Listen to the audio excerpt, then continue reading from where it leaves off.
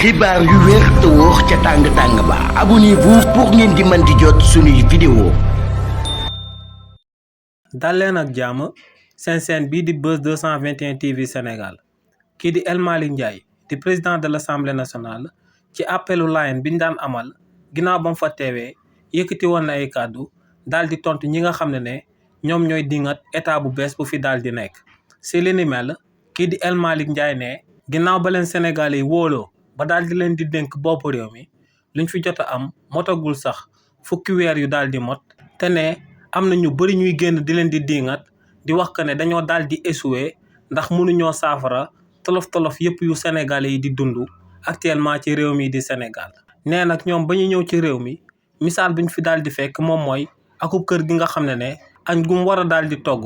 matt la ko war a daal di toggee. waaye ne waa kër googee ginnaaw bañ xëyee fajar dañoo daal di fekk mu daal di taw te ne taw bi dafa daal di tooyal matt yi nga xam ne moom la waa kër gi war a daal di toggee. ne lu leer ba am moom mooy que ne waa kër googee duñ mën a dem daal di taxani ay matt ndax ne taw bi daal di nay tooyal matt àll bi yëpp. donc ne waa kër googee dañuy obligé daal di jël seen matt yi daal di koy weer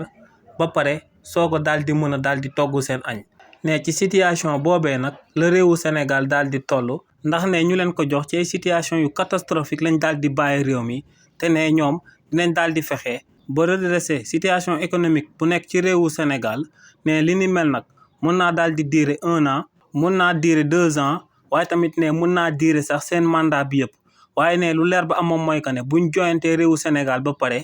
fépp fuñ jotoon a joyanti duñ ci jaaraat ndax foofee lay Sénégal di jaaree baax ba faw. kàddu yi ni mel la kii di El Malick Ndiaye di président de l'Assemblée nationale daal di yëkkati daal di koy jëmale si ñi nga xam ne dañuy daal di ŋàññi gouvernement bu bees bi ci réew mi di Sénégal. xibaar yu wér te wóor ca tàng ba abonnez-vous pour ngeen di mën di jot suñuy vidéo.